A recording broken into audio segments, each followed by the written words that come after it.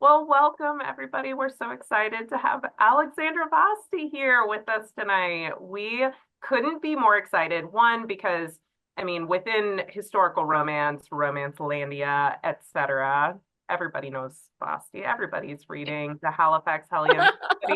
Yes, so we're so excited to be able to chat with you. And Ladies in Hating has been like all over book reports. It's been so much fun to see everybody reading Ladies in Hating.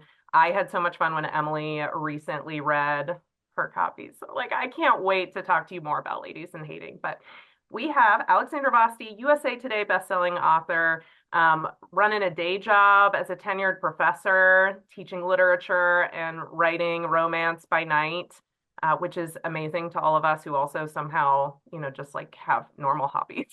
Very impressed by how you're balancing all of that. And I just love this from your bio that you fell in love with romance at 11, reading Laura Kinsale and Judith McNaught, just like cutting your teeth on some real classics. Yeah, So, straight in there. but yes, so welcome. Yay! Thank you guys so much for inviting me on. I was very honored to get the invitation and delighted to be here. And thank you to the friends in the audience who have joined us as well. Many of you I know already. So hello, hello friends. And if I don't know you already, hello. It's nice to meet you. Yeah. Well, we want to start out because we're just feeling incredibly nostalgic seeing you cap off the Belvoir's Library series and both of us having read, back when you were publishing the Halifax Hellions as newsletter freebies in the early days and just wanted to learn more about like what initially brought you to those stories and, how long were those cooking when you brought those to your newsletter to subscribers? What was your vision for those at the time? Like, what did you plan on? Because we all know where you we know where you are today, but like what was the dream? I feel very honored that it seemed that there was a plan because there was not. Okay, so here's what happened. The first book that I wrote, like intending to try to maybe publish it, was Ne'er Do Well, which is this one. This is my debut novel. And so I wrote this, and it was the first time that I tried to get a book published. Like that I was like, all right, we're gonna actually try to do this. So I got an agent, and you prepare the manuscript to like go out to editors, who might buy it, and publish it with their publishing house. And that's called being on submission, right? So the sort of advice is like while you're on submission, you should write a different book. So that way, if your book doesn't sell, you're not so depressed. You have a new project. You can try to sell a new, whatever. So I was like, okay. So my agent and I, we worked together. We workshopped some ideas. I sent her some sample chapters, and she was like, great. And so I had this whole book that I was supposed to write. And I did not write it. I did it. It's just lingering in, the first 7 chapters in my computer. Maybe I'll go back to it someday. Oh, But what happened was when I wrote Ne'er Do Well, it's a matchmaking book. For anyone who hasn't read it, it's a matchmaking book. And I really wanted to write like the classic scene in a matchmaking book where, the character is like coming up with possibilities of who they could matchmake the person with and then just like rejecting all of them. I think that's always very funny. And because like obviously they want the person for themselves, but they don't want to admit it. So I had to make up all of these potential, Duchess candidates who would then be rejected, by our heroine. So I'm making them all up for various like more and less ridiculous reasons. She rejects them. And so I had this line in there that was like, well, what about the Hellion or the Halifax twins? And it was like, oh, they're so wild and they're so this and they do this and they smoke cigars and they, ride in carriages with gentlemen all night. Like we can't, they're not like the demure woman we're looking for him. So I wrote this, like, it's literally like one sentence, right? And I could not stop thinking about them. Like, I was like, what is their deal? Like, what is their story, these twins? Why are they like that? What are they, what's going on there? So while I was on submission with Ne'er Do Well, this is getting to be a very long story, I'm sorry. While I was on submission with Ne'er Do Well, I was supposed to be writing this other book, and I didn't. I just threw it aside and I wrote the first novella. And then I like had started the second novella as well. Um, and I asked my agent, I was like, so I wrote this novella. It's gonna be two novellas, and I was like, what I'd like to do is put one on my newsletter, and then the twin, like, self-publish it on Amazon, right? And I kind of had this idea that like they would like mutually, kind of like support, like someone might sign up for my newsletter, read the first one, and then go buy the other one for, a dollar or whatever, or vice versa. Maybe they would discover me on Amazon and then want to read the other one and come sign up for my newsletter. She was like, yeah, that's fine. So then, before any of this could happen, Ne'er-do-Well sold to a publisher. And they would not let me self-publish. They didn't want me to be self-publishing and have, I had like a non-compete in my contract. And I was like, oh no, like I can't not, I need to, well, I have these novellas and I want, so I had them write into my contract that I could release novellas through my newsletter and that was like fine. It wouldn't violate anything. So that is the very long story for how they started and how they happened. And I really never thought anything would happen with them other than I would put them on my newsletter. I was like, I had my 79 newsletter subscribers. And I still remember like having this meeting with the editors and they're like, they actually asked like, would I consider changing my pen name? And I was like, no. I was like, I have a loyal audience of like 79 people. I was like, I cannot. And they were like, oh, okay. Okay. Like, listen to this was 2023, right? This is when they came out in the newsletter. I Because think I it was remember 20, was it? I think it might have been 2022. if it was like the tail end maybe of Yeah, 20, like this because was like the like October. okay, because I remember that I signed up for your newsletter in like January So of January 2023. 23 was when I put out the second one. It The really build up. popped off because I was like in such a reading slump, and then I read about a Halifax twin, and I was like, this is everything that I want in a story right now. And it felt really fresh in a way that wasn't like I don't know, it was like this is the new era of historical romance. That was like the feeling. It was like I want 50 books that feel like this. I want characters who are like this because I feel like you do a really beautiful job of balancing out like conveying a very like feminist, very modern point of view.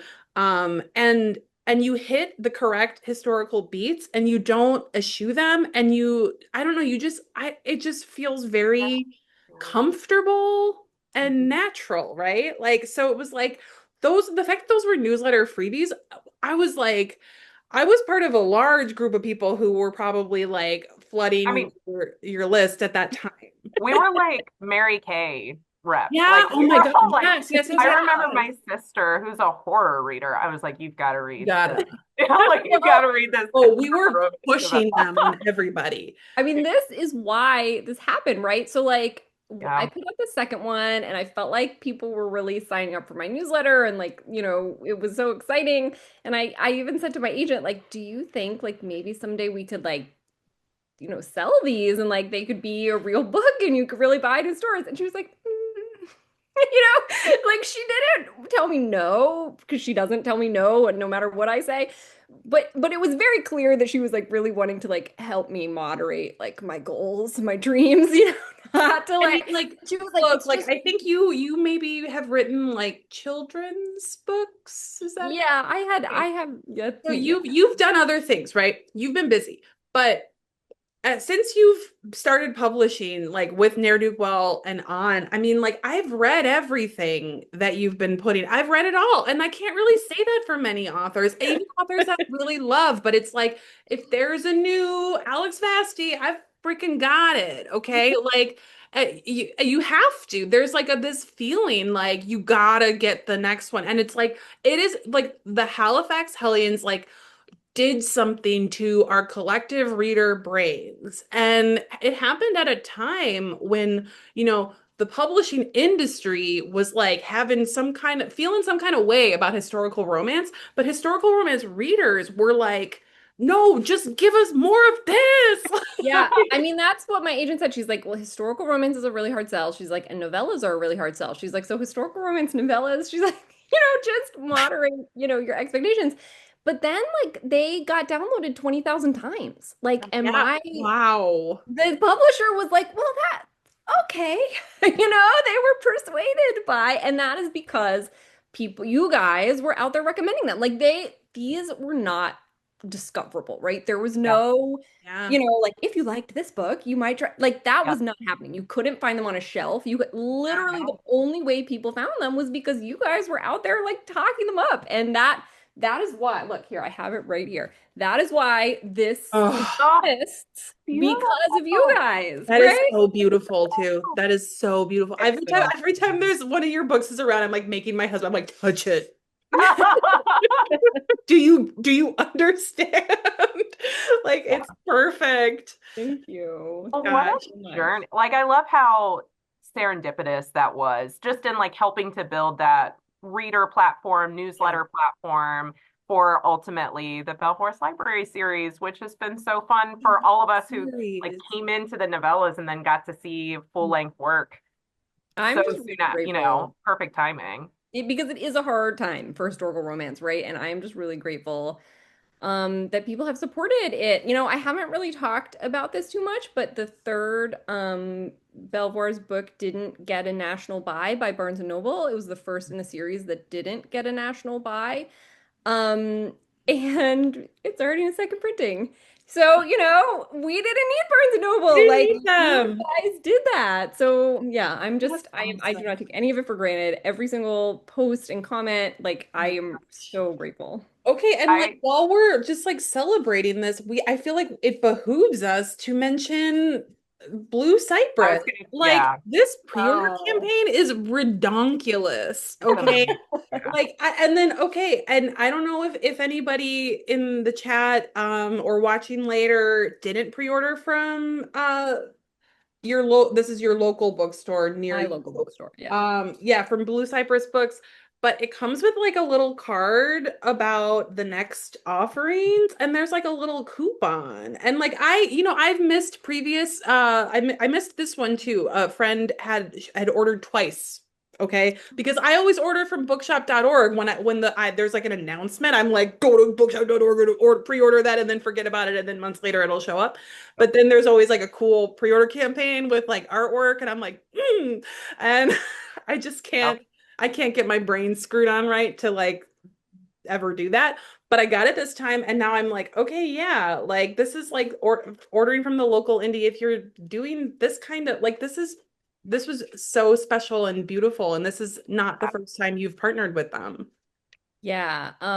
So I was just like a person at the bookstore for a long time before these books. So they have a romance book club that I was in, and like going to these book clubs every month and like I was like, hey, I actually have a book coming out next year. And that was sort of how that developed, just like me being part of their community.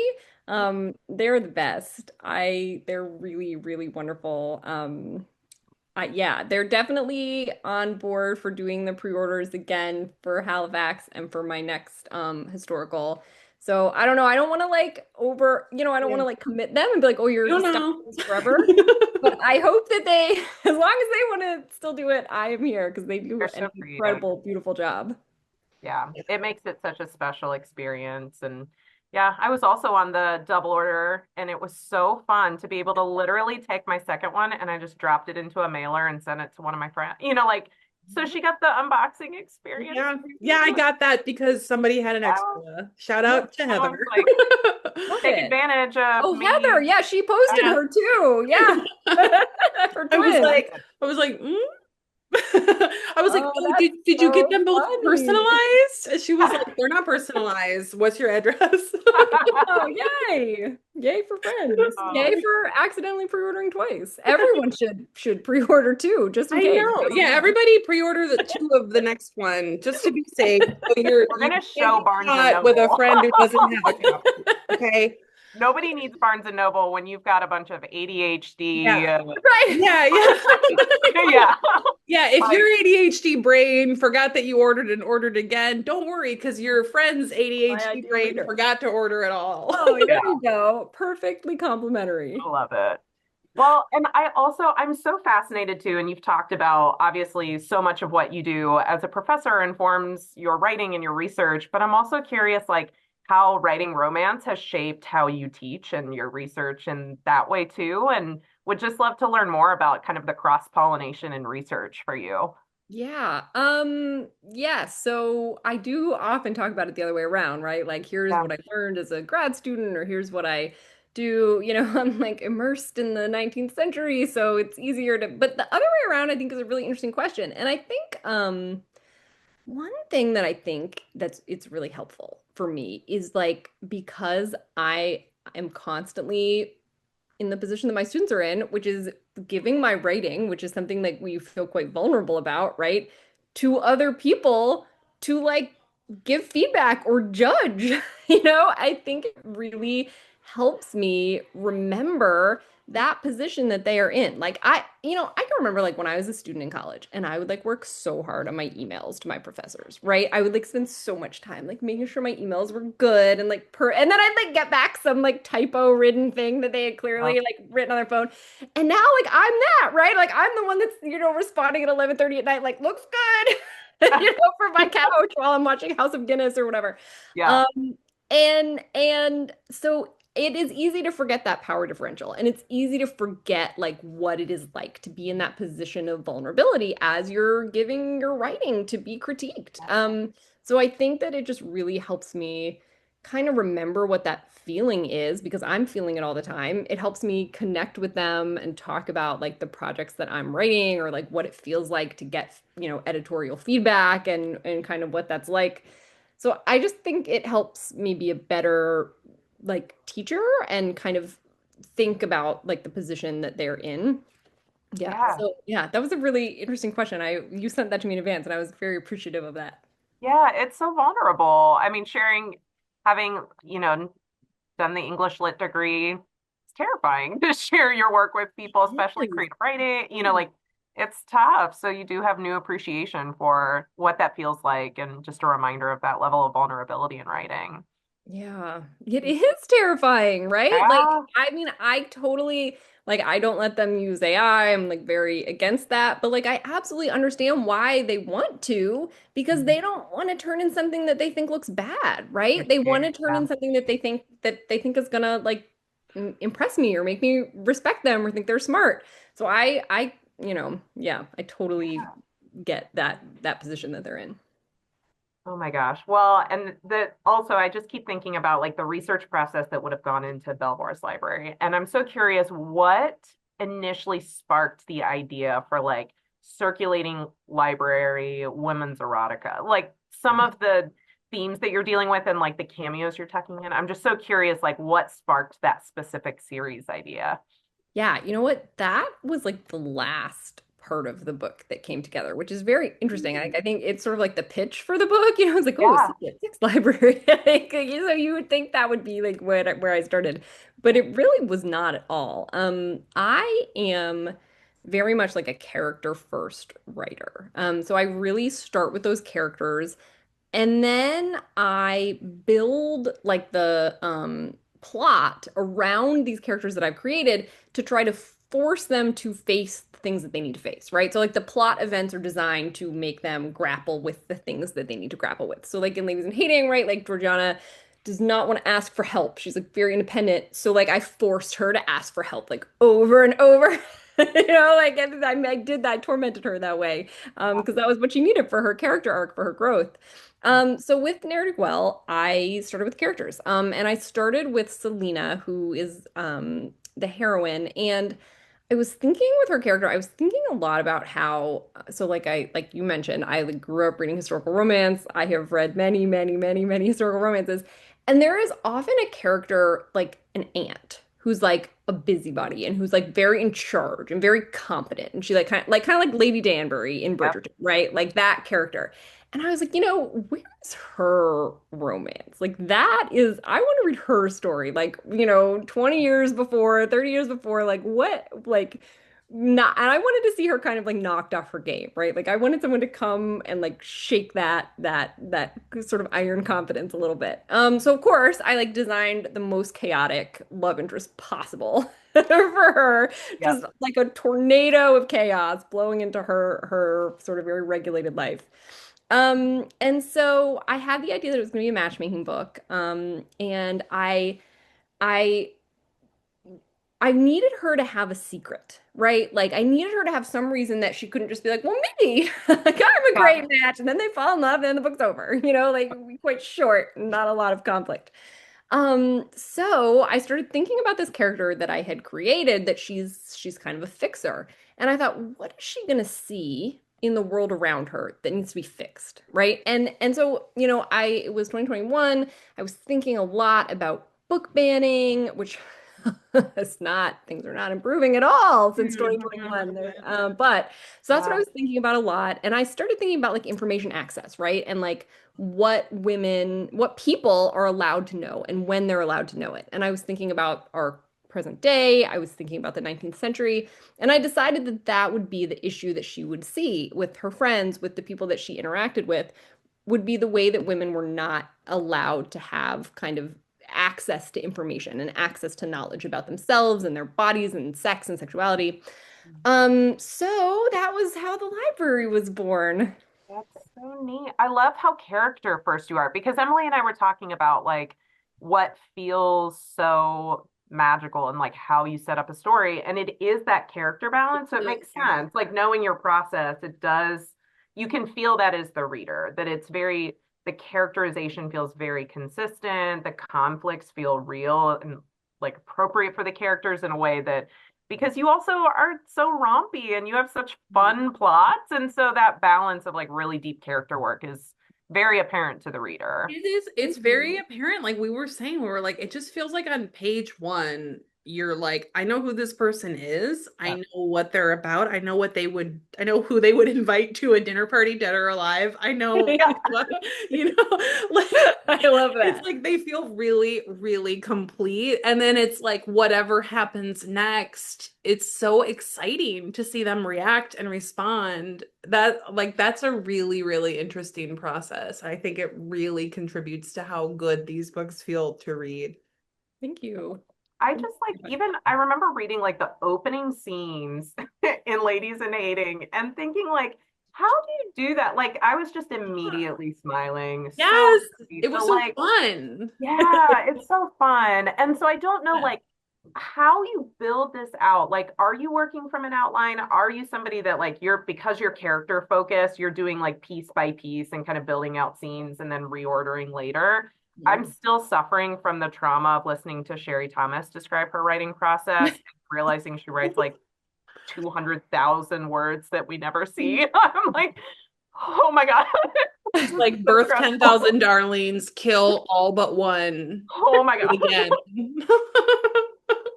Um, I'm an outliner very much. I love to outline. I have to have an outline, and I'm trying to really like have the book be carefully structured in the sense that I know like this is what needs to happen emotionally. So like how can I make the plot elements like contribute and create that? So like I cannot. Whenever I hear people talk about like not outlining, I just can't even imagine it. Or like worse, like writing out of order. If I just wrote the fun, like the scenes I was excited to write, I'd be like, well, the book's over. Yeah, yeah. Like I wrote 6 sex scenes and a love declaration. I heard Sarah McLean say something about how she's basically writing a book around a really fun scene that she can envision, Absolutely. but she Yeah. doesn't let herself write it until she gets Yeah. there. And Right. If I wrote that straight away, I wouldn't write the other scenes. okay, Yeah. so I also want to know if because Sarah McLean said she's like, when you're reading the sexiest thing that's happening in my book, this is what I looked like when I was writing it.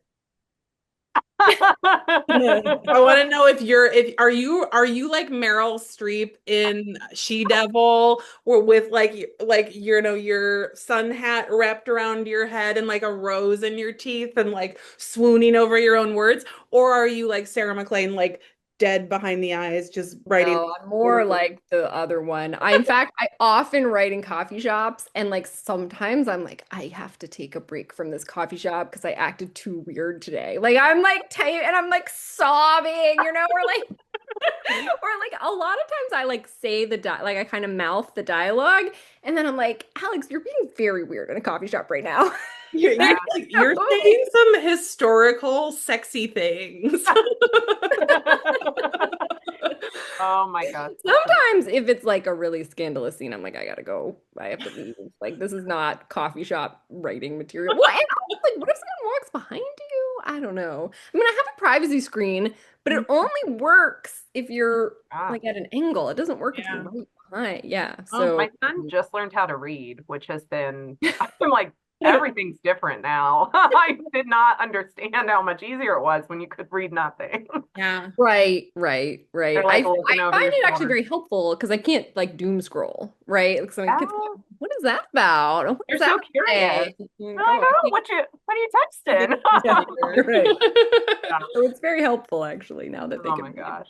I love that because I do think that and you can feel that in the dialogue too. So I just like picturing you now like mouthing your dialogue along to a coffee shop because it feels very real. It feels very spoken. It feels very like the balance between like witty and funny and like high energy while still feeling like real people would say that. Like that's how people would Yes. talk. That's how they would have a conversation, which is so This much fun. is this is Meryl Streep and She Devil writing a novel, by the way. Hang on. She she's I like like the pink visual. laptop, pink hat, table set with a flower, just like So good. really vibing. Yeah. That's how we're gonna Looking picture you at the forward. coffee Yeah. shop. Yeah. Unfortunately. Well, and I'm also so curious because your historical research, like, I mean, I'm even remembering with Earl Crush, I mean, the zebras are like real. Like, there was a man Historically who owned, accurate zebras. Yeah. like, I'm so curious, like, how many of those little historical cameos you've tucked in, and like, which ones are your favorite as you think back to like little like Easter eggs that you tucked into books? I do so many like little Easter eggs, which I like don't explain. Yeah. There's so many. And it's very funny whenever someone like mentions one, I'm like, oh yeah, I did put that in there. You know, I just that's just like what comes to mind. So I like put it in. Like I feel very strongly about Oscar Wilde. I have a lot of emotions about Oscar Wilde. So I often will like name villains after like the like Queensberry, like the Marquis of Queensberry, who was like the guy Mm. who, started the whole Wilds down. It just I love it. You've because got in my beef. mind, like, You're like, and if I'm no one ever like picks gonna up on invest. it, it doesn't matter because like I am still like pettily hating this Victorian era Marquis, like it's fine. No one needs to know. No, Yeah. no, this isn't gonna be recorded. This is descendants are gonna like sue me. The estate is gonna, yeah, yeah. We're just very much on the radar for those people. Yeah, I think definitely they're watching now. They're ready Yeah, to fight. that's crazy. Yeah, so I do put a lot of little Easter eggs in. If it's something that I think is really important, or alternatively, if it's something that I think like someone's gonna come for me about this, I Yeah. will put something about it in the author's note, right? So like with Ladies in Mhm. Hating. I think any time you write a queer historical, like there's going to be pushback. People are going to say this is anachronistic. There weren't gay people back then, or if there were, they had to have been miserable. Like they couldn't have, lived happily ever after. So it was really important to me to really pack Ladies in Hating with like a lot of references to real queer Regency people Yeah. and then put them in the author's note and be like, like this was real and this A was, receipt. Yeah. gotcha. That's awesome. So yeah, so that book in particular has a lot of references that I do explain, although there are like so many that I don't even explain. Like there are so many little bits and bots in Ladies in Hating that are referencing real people and real events. I love it. I also just shout out, I love every time an author just ties in just like a little snippet of like a meddling Quaker or somebody. Like, Okay. Oh, and so very excited for a little meddling Quaker publisher moment in Ladies in Hating. I really appreciate that. Yeah, I I mean, love a Quaker sighting. I I just think love a like little drive-by Quaker sighting. yeah. So Well, fun. Quakers were so important in the period and like We're doing so a lot. politically important and doing so much work Yeah. in so many aspects and facets of society. Like whenever I can pop in a little Quaker reference, it is going in for sure. That's so fun. I love it so much. Well, it Oh, makes me feel very frustrated sometimes when we talk about the historical past and people are like, well, everyone was like that. Everyone was racist or like everyone thought slavery was fine. That's just how people were because it is absolutely not, right? Like, and I think that we can acknowledge like the bad things that happened in history while also acknowledging like that there were absolutely people who were fighting against, injustices and oppression and who made that like their life's work. So it's really important to me to like to bring out those people who were doing that work, real historical people. yeah, real historical people, so that when they inevitably come for you, like nobody could have thought that in 18, as though we weren't humans in the 1800s, and as though we were somehow like fundamentally different. And Right. I think about that. I mean, I feel like historical romance often, we see this so much in reviews, like people are suspicious of any feminist inkling among, in characters, as though like that's so anachronistic. And it's like, of course, women wanted to live freely and with basic rights then too. Like, we're not a different breed of women today. Yeah, Like, and if you absurd. think that as you move backwards in time, life gets worse, then of course you don't want to read historical romance. Right. Like it makes sense that like you would have that like fear, but it's like, but it's incorrect. Like Yeah, it's yeah, crazy. it's just wrong. But yeah, Yeah. well, I love seeing some of those little cameos tucked in has been so much fun. Even it like because and you always bring a great author's note. We love to be able to see the We research love an process. author's And note. What do yeah. is it just, you think it's just historical romance readers in general, or do you think it's like our little weird group more like we live for an author's I note? know. Where's the question?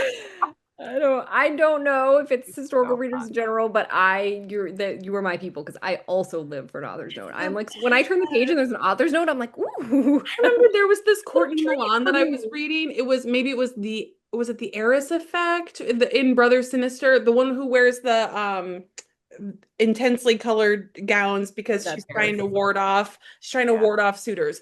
Her sister is sick with a mysterious illness, and the whole book I was like, you just know at the end of the book there's going to be an author's note that reveals what she was sick with.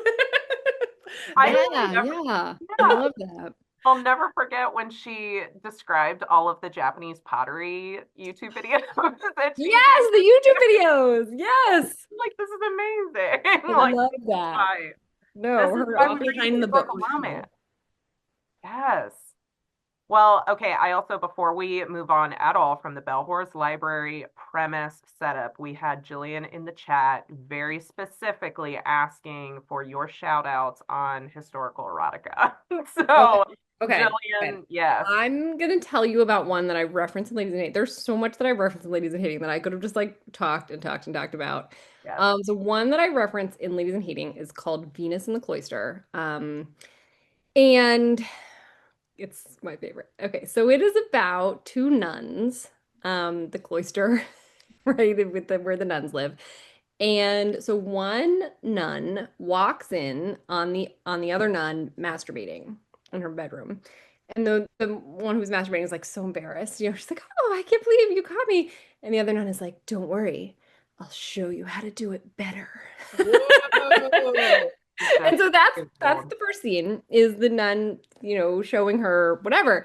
Yeah. And you think you know where the rest of this book is going, but you do not. You do not, because the next scene after they have sex is like, now we're gonna lay here together and we're gonna talk about like oppressive state control and how religion can be used as a tool of the fascist, not fascist, but like the, Yeah. the control of the state control. I mean, and you're like, oh, okay, we're going here now. And so then they have this conversation and then they have sex again. And you're like, oh, and then they have another conversation. It's about gender and it's about like how men are like, masculinity can be used to like control women and oppress and then they have sex again. And you're like, this is the best book I have It's like ever read.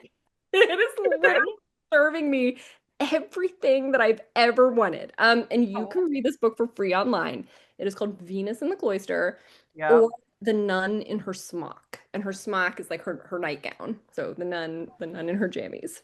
This Um, makes me so happy. We need to do a read alike because we've had like I always love seeing like, yes, it will count for your Are You syllabus for sure. It's just if you're Googling it, it's Venus in the cloister. In the cloister. So Love it. it's like, in other words, it's saying like sex in the nunnery is the title.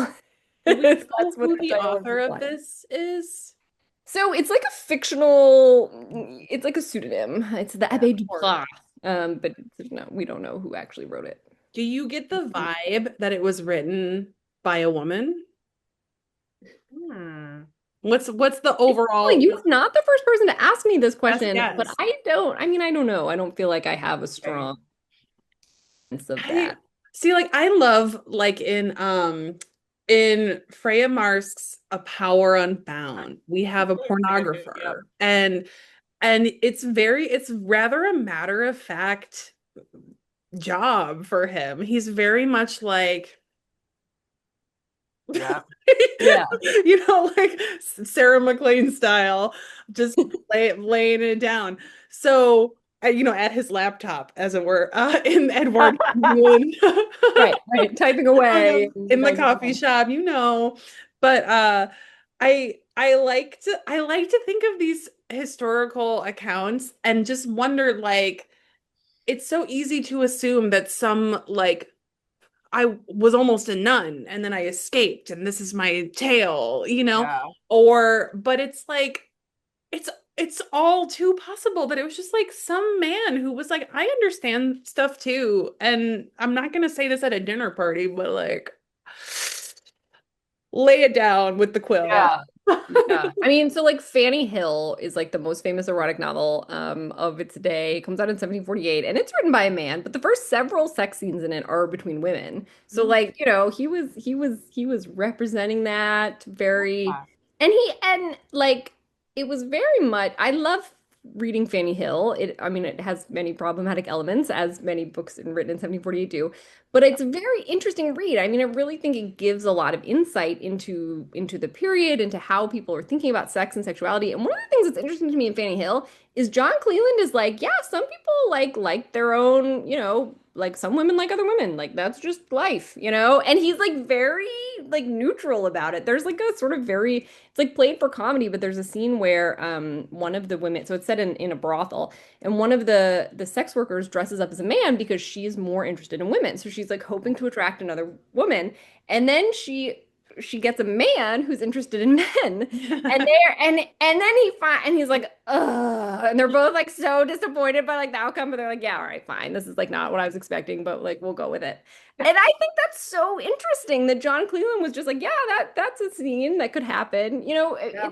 I mean, I think it's not what we would expect for 1748. And Yeah. yet, clearly that absolutely was a thing that people were aware of and talking about and could be seen as, totally normal.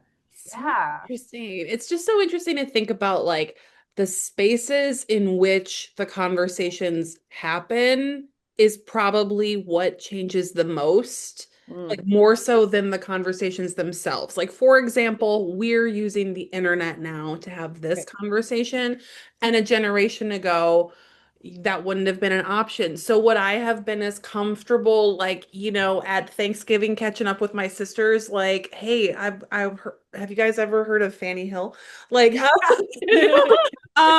you know what I mean? Like, it just makes Yeah. you wonder. It just makes you think about how, there were these like ladies' salons and there were these circulating libraries and there were these other means of having conversations that one knew wouldn't be super comfortable to have just with any old Yeah. person in your life. And history is also not a straight line, right? Like Mhm. things might have been acceptable Yes. 1748 that then in 1848 are shocking and scandalous, Yeah. right? Like the pendulum on what we can talk about and what we can be open about shifts and moves around. And it's not like we're moving in like a constant sort of arc toward freedom. Unfortunately, I wish we were. I know. I mean, someday somebody's going to look back at 2025 and You're they're like not going to be overly oppressive. generous. Like, Right. yeah. Yeah, that's yeah, there's a lot of things come up in books that are being written today that highlight this. Like we see like reproductive rights, like the way that like pregnancy, like early pregnancy and like abortive measures were talked about they're not aligned with how we talk about these things. Absolutely. And then same thing with like women living together, kissing where people can see, raising their niece together, and it's like they're not Right. related. Everybody kind of knows they're not related. Like, things are just so different. Like, and now today I just watched a little video from a creator who was talking about a book that reads with Rachel. She had a video about this book about a little boy who walks around his neighborhood with his grandma and looks at all the dogs. And this guy in their county wanted it banned because on one page there's like two guys standing next to each other, and he was like, two dads. And like it's like imagine two men at the park at the same time. One shudders to think what those two were getting up to. But it's just, Yeah. these attitudes that we're dealing with today are not reflective of the fact that it's 2025 now and it was Yeah. 1845 Right. then. It's like freak what you heard. We're not moving in a straight line. No. Yeah, absolutely. And that's where I feel like I've really appreciated a lot of the conversation around the beauty of historical romance and like giving hope, because we Yeah. know it's not a straight line, the sense of Yes. like people before me also dealt with exactly this and, Yes. had ways of, surviving, loving, And here are a finding bunch of stories about them living happily ever after.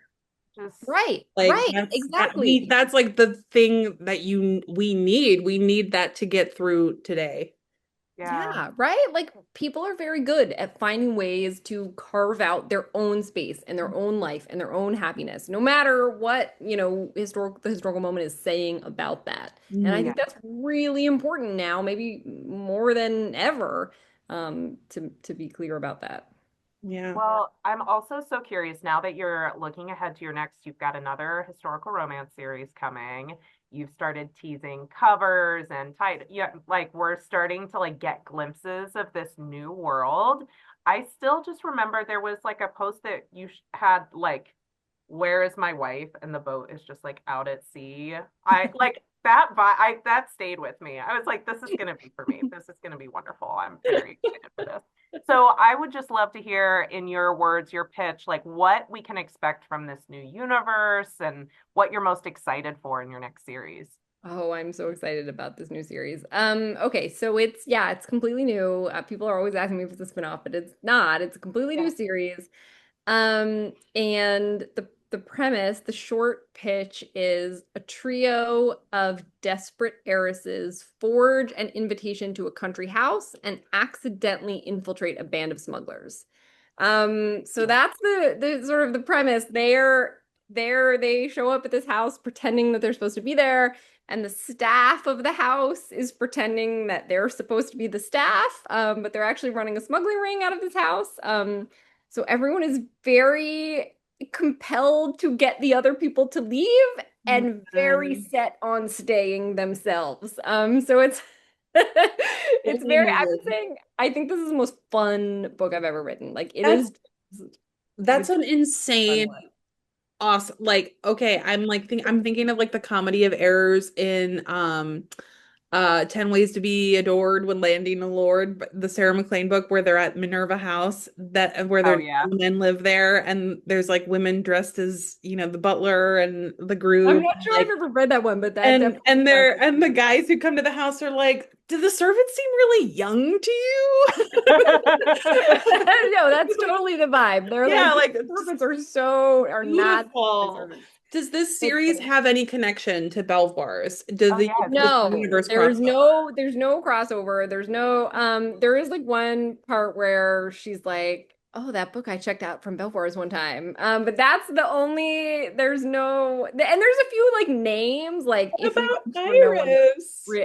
okay, all right. So wait, I was doing an event with someone, and she was like, can I ask about Iris? And I was like, you could ask. Everyone always asks. Okay, so here's what happened. When I wrote Ne'er-do Well, as I mentioned, this was like the first book that I tried to publish. I did not know anything about publishing, and I just thought like you could write as many books as you want it, you know? Like, look at the Bridgertons. There's 8 of those, you know, look at We're all living that. in Elizabeth Hoyt's universe, and so surely, surely. So I just assume that would be fine. So I very clearly like set the series up to be 4, right? Like there's the 3 potential Duchess candidates in Ne'er Do Well, and like clearly they were each supposed to have a book.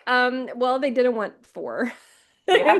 You're like, sorry, we only know how to like count to 3. We've only Yeah, ever right. done, yeah. Yeah. The general wisdom in publishing is that each subsequent book in a series does a little worse. And I think that that is true because a lot of people start at the That's beginning. nuts. Well, I mean, I think it is true. Yeah. Like, because a lot of people start at the beginning and Yeah. not everyone's gonna like it, you know, unfortunately, but like that's fine. So some people are gonna read the first one and not continue.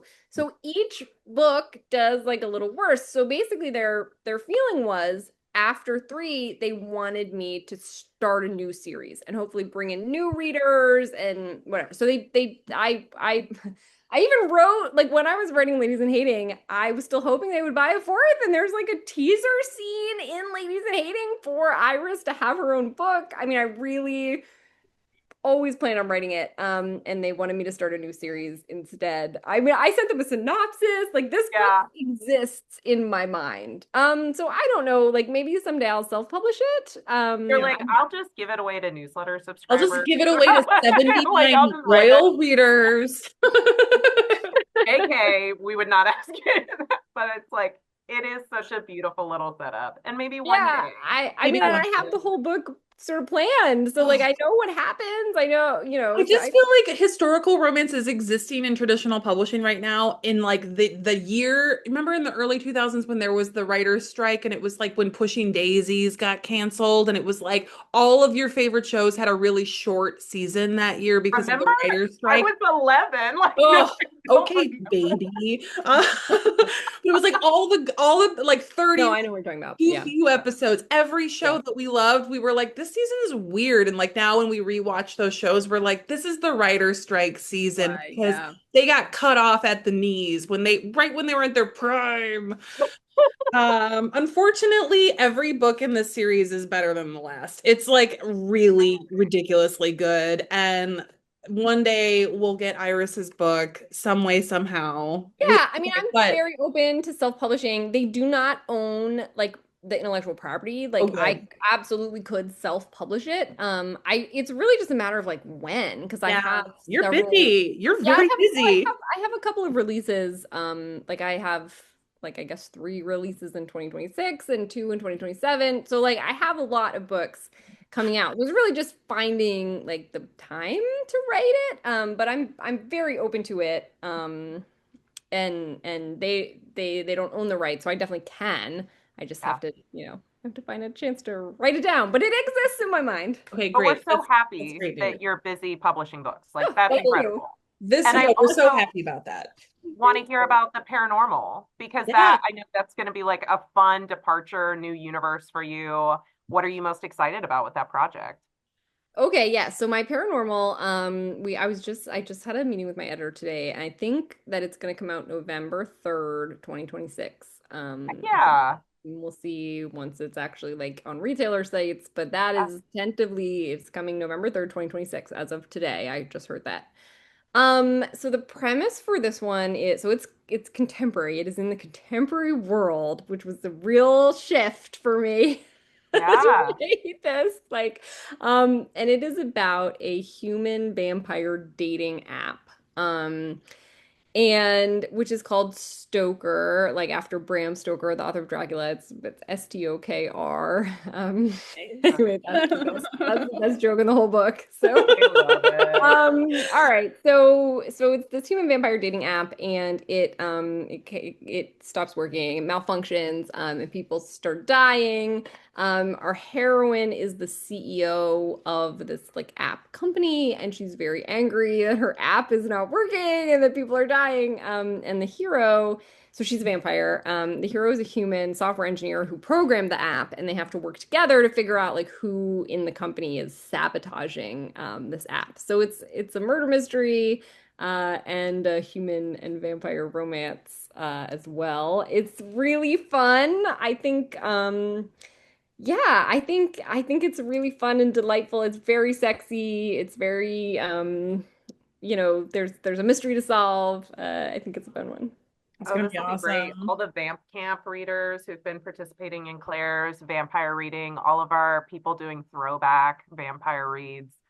It's gonna Yeah. be fun to have something new and paranormal. Yeah. It was a lot of work to write about an app. I don't know anything about apps. You're I like, was this is not my not area of research. No, I was right. I was like, take me back to the 19th century. What do you mean I gotta write about an app? But luckily Yeah. I had a good friend who writes historical romance who in her real life knows a lot about this topic and was able to really help Did me you did help you guide get to dip into your historical romance prowess because vampires are ancient? Did you get to be like, Oh. when I was alive? Oh, I didn't at all. My vampires are like regular life. Regular, degular, Yeah. modern But vampires. I love Dracula. I love it so much, and I teach it every year. So Cool. it's from 1897. So there is a lot from this book that's kind of like callbacks to Dracula that again, like I don't think anyone would notice necessarily except for me. But I just like I really love that book. And I teach it a lot, so I know it really, really well. So there's a Yeah. lot of little Dracula bits in this one. Oh, that's Oh, cool. I love that. Well, and that'll be a fun like tandem read. Everybody can read Dracula so that they can spot all your Easter eggs. Yes. And Yeah. yeah, and they can read Dracula over Halloween in Mm-hmm. preparation for your Oh early yeah, for November Preparation for 3rd. early November release, right? Yes. Yeah. Well, thank you for bringing us something fun on the midterms. That feels like it's It going to be is the date of the midterm election. Yes, very that necessary. did come up. We're going to need, I think I'm like already like, I'm going to need that pre-order to Yeah. arrive like that I'm day. gonna pre-order some wine for the same Yeah. Perfect. That'd Perfect. be fun.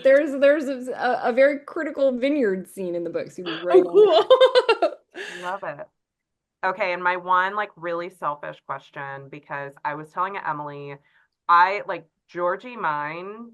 The number of people who have been like the moment she says Georgie mine, it's like done. Like it's done. It's so hot. It's so good. It's so character driven. It's so good. And I'm just so curious, like how you get those like insights into a character, those like nicknames are such a specific thing. Like they either really, really work or they really don't. And there's like I'm like, how did you do that? Did that just come to you one day and you're like, this is the gift. This is like how writing. Wait, Kelsey, I'm gonna take this one because we know that she writes character first, and she knew she was like, what are Georgie's insecurities and what are the things that would make her feel the most loved? And how can this girl who was like her first crush just like reach into her chest and then pull her heart out and give it a little kiss and put it back with everything Yeah. she gave you? No, that's right. I mean, I do like to pick the nicknames for the characters, right? And for like what will um be meaningful to them or special to them. For sure. I also, though, I have a problem, which is that like, can I repeat them? Like, like I don't know. I'm working on my 10th book right now.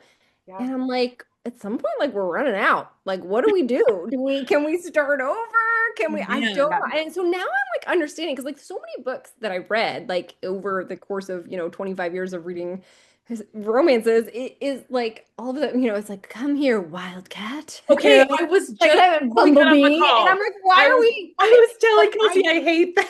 I get it now though, because I'm like, oh, but I can't use this one because that one goes with Yeah. this couple. Oh So man. I don't know. I don't know. You're gonna have to ask me in like Oh, 2 years This how I is how know. the sausage gets made, people. I I'm don't. still like calling back to, I think it was it with Colleen Kelly that you did like a nickname roundup where you all were collecting? You Colleen just and I like, have done a bunch of things, but that one might have just been me. But oh man, that's a very impressive like memory because that was oh, years ago. brain box because it specifically connects to a like core Duran memory because Catherine Everly Kitty, I remember seeing that out of Wow. context, just like seeing it in your roundup.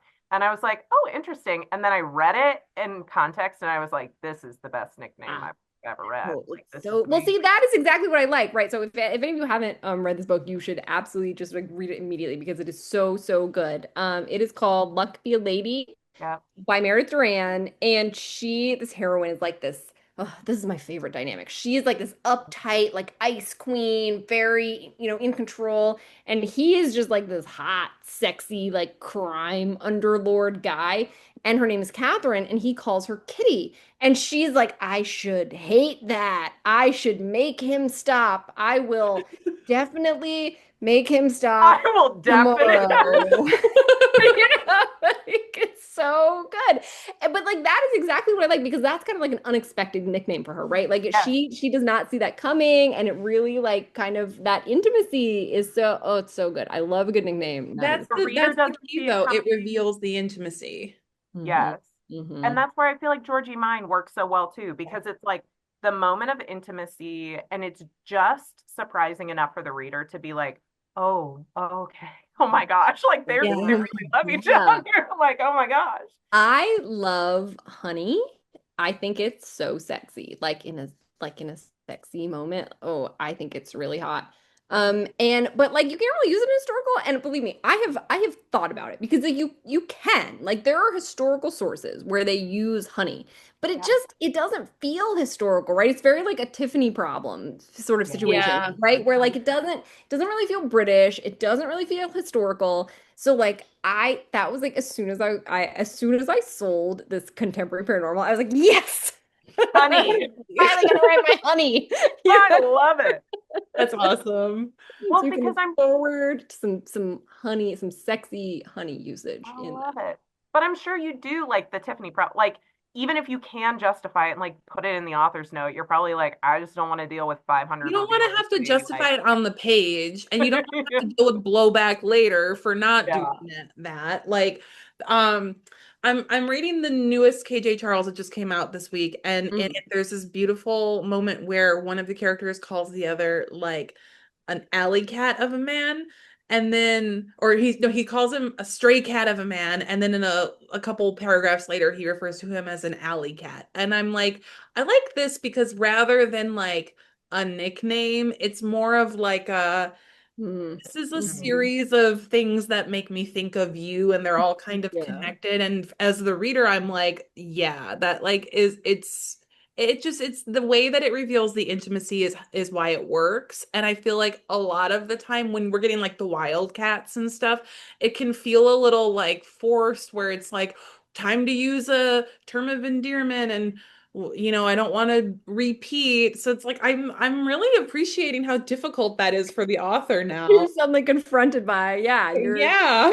how many like novels do we get? Yeah, I know it's very tough. I just wanted to like the Tiffany thing, just in case anyone is in the audience who Yeah. doesn't know what that is or is listening later who doesn't know what that is. The Tiffany effect is a term coined by Joe Walton, who I really love and have done a podcast with Joe before. And she's very smart. And the idea is that sometimes things are historically accurate, but don't feel historically accurate, right? So like the example is the name Tiffany, which like you could totally use in a medieval context but would sound ridiculous, right? Like if you had a character named Tiffany and it's meant to be, 1247, like that sounds absurd. And it is something that you really grapple with as a historical romance author because you don't want to break immersion necessarily, like you don't want to, I saw your comment in the chat. Yeah, right. You could be a medieval I just character love and that it would Tiff be is here fine. for this moment. Right, you're right, Great. exactly.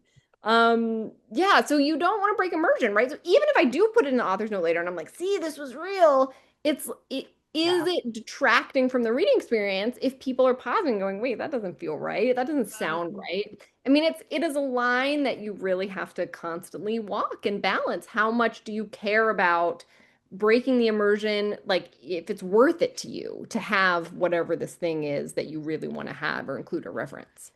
Yeah. That's so interesting. I feel like I keep bringing up Sarah McLean, but there's a Sarah McLean book where there's a heated indoor pool. And Oh, forgot she about that. said at a talk I saw, she was like, I wrote all this stuff. I wrote like a page and a half about like how the indoor pool is heated. And then I took it all out because it's like we're trying to have a sex scene, like Yeah. get the plumbing details out of here. Like it's boring. But she's like, a week doesn't go by that I don't get an email from somebody being like, wait, is this possible during the time Right. period? And it's like, that's just kind of the like them's the breaks when you're a historical author because like what personally when I read a detail like that, I kind of like highlight it in my brain and I'm like, Google that later. Like go find out Right, information right. about that later. But it doesn't really occur to me to be like, I would like to write an email to the author about my feelings I'm about like, this. who are these people? Like, this is Like, bizarre calm down. behavior. Google is free. Google is free. It's and it's such an interesting, I feel like being in like historical romance reader spaces, the anachronism, like circular conversation, I can only imagine as an author, the That's constancy that, tiring. yeah, and like the things people assume dialogue should sound like, or the way Mhm. they assume people talked then. And it's just a lot. So I Well, admire and you. it's a balancing act, right? Because like, could I make my dialogue sound more like 1813? Absolutely. Like I spent like so much time immersed in 1813 books. But I teach a class full of 2025 readers and they don't understand what's happening. And Yeah. like that is not, I don't want my books to be a struggle to get into, right? Like I Yeah. really, for me, like I see my books as being very like accessible historical romances, like an open hand to like people who maybe are like, Yes. I don't know if this is for me, right? 1000%. Like Yeah. this is why I have the covers I have because I wanted these books to feel like, hey, even if you've never read the genre before, like this Yeah. might still be for you. Like, come on in. The water's Water's fine fine. Yeah. here. And so I don't Somehow want it's them heated. to say, right, it's heated, exactly, somehow. I don't know. I've personally I not done love that it. research, but I assume it is possible.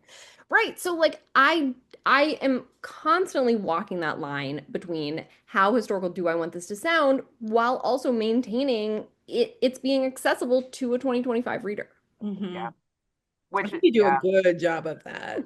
That feels really apparent. And it's nice to think about how you're teaching college students. And so you're aware of like what the level of comprehension of the average person who is interested in this type of history, like, it's Yeah. like you have an insight that I think, not every author is going to come into the genre with, and that's really cool. Oh Yeah. my gosh. One of my students in class this week, just yesterday, I guess, we're reading Dracula right now. And in Dracula, one of the characters, his dad dies and he inherits the lordship. And his name changes. And my students were like, I don't understand this. They were like, why is he not just Lord whatever his last name was? And I was like, oh, I have never been more ready for a student I am. in my entire life. I was like, how long do you have? Let's Oh my talk God. about the levels of the peerage. You would think I that I'm also teaching English lit the way that, like, if something comes up like this while we're watching Outlander, I'm like, pause. So here's I was Y'all, I was embarrassed. I work in corporate America, right? Like I work in not like a reader space. Like this is not like my day-to-day world. And I like described somebody on the team as like the dowager of the team the other day, and I said it out loud, and then I wanted to die because I was like, I'm with a bunch of business bros. None of them know what I've just said. None of they're Well, like, you just impressed them. You sounded they were like, like, you what? that's like a them problem. I was like, this is, I just like really outed myself. It's like, I am mostly reading romance outside of this 9 to 5. You're like, whatever, no words y'all don't know. Just I'm deal with sorry it. that went look it right up. over. Google Look is it free, up. friends. Maybe it's Yeah. cool Gen Alpha slang. Maybe it's Italian brain rot. You don't know. Well, I just feel so delighted that you spent the time with it. You have had such a busy book tour. You are all Yes. over the place. I'm sure you're exhausted, but we're just so honored that you would spend some time with us talking about Ladies in Hating, talking about all the work that you've done recently. Can Oh, Allie needs to get a secret word. okay, really quickly. Yeah. the secret word for those watching later, DM at RomancelandiaUni with the following word. Cloister.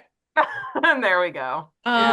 For your extra credit. Don't put it in the comments on YouTube because I won't see it.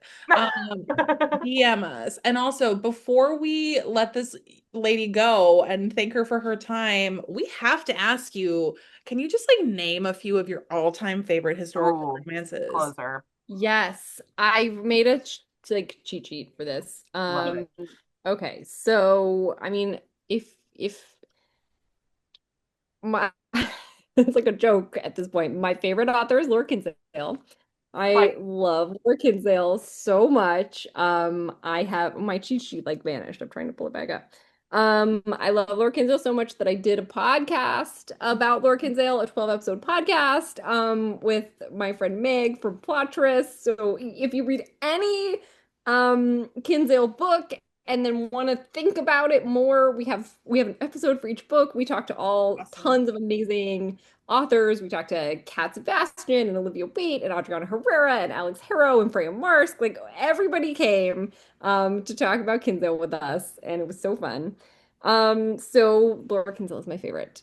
My other greatest of all time, definitely Sherry Thomas. She's one of my heroes. I got to do an event with her and it was like I was like out of my mind. I just like couldn't handle how excited I was and she's so funny. Like you guys said you've done a thing with her, right? Yeah. yeah, for Lady So Sherlock. funny. So funny. She's so smart. She's so good at everything. I'm just like I can't. So she's yeah, I love her so much. She's just incredible. Um, and I also love Tessa Dare, and I just got to do an event with Tessa a couple like what was it, 2 weeks ago, on release day for Ladies in Hating. It was so special. I just couldn't believe that that was real life, honestly. She's such a gem. Oh, I'm so happy you got to do that. That is awesome. She's so lovely. She's so kind. She's so funny. We had such a good time. It was just so cool. And all these people came and they were like, had no idea who I was. They just came for Tessa, but they were very nice and very, Yeah. very willing to hear what I, what I was selling. And Tessa called me her spawn, and I think I'm gonna put that on my tombstone. I was Yeah. gonna say, like, anybody who showed up to a Tessa Dare event and was like, I've not heard of this person is having the best day of their life right now. Yeah, they're What gonna. a great read I hope alike. they all took home every book of yours that was What a available. great We read alike. did. Wow. They did sell completely out of Ne'er-do-Well and Urcrush. Like they Awesome. sold the whole, yeah. Awesome. That's Just really up. great news. Like I feel like that's such That's a perfect there's a pairing. Yeah. perfect kinship there of like Tessa Dare, Alex Vasti. Same. I mean that means so much to me because I love her books so much. I think they're so joyful They're and so they're so joyful. kind. And Yeah. sometimes you can read a person's book and like that is what they are like. And that is exactly how I feel about Tessa. Like she is a very just like deeply kind, generous, like Mhm. good-hearted person. Oh, Yeah, so Cat Sebastian is another one of my faves. Yeah, just there's good writers out there. yeah. Lucky. Yeah. Well, I love that. And it's just incredible to see that you've gotten to see some of these folks on your tour, which is like such kismet. It was a Yes. very fun tour. Incredible. I'm not exhausted. It was fun. It was totally exhilarating. I had the best time. Oh, that's Good. so Well, thank you so again for happy. spending the evening with us. So This has been a much. I joy. was honored that you asked me. So Oh my thank you so gosh. much. Yeah. Thank you so much. Okay, everybody, thanks for joining us tonight. Everybody who's watching later, thank you as well. Wow, this was a great chat. Thank you so, so much. And everybody go read Ladies in Hating, but read the books in order because frankly, this series, I'm saying like Belvoir's Library is like a series where you're like, I want 20 books that take place around this circulating library. And we're only getting 3 for now, but they're very good. Thank you. Thank you All so right. much. I appreciate Okay, it. thank you. Have a great night, everybody. Good night, everybody. Bye.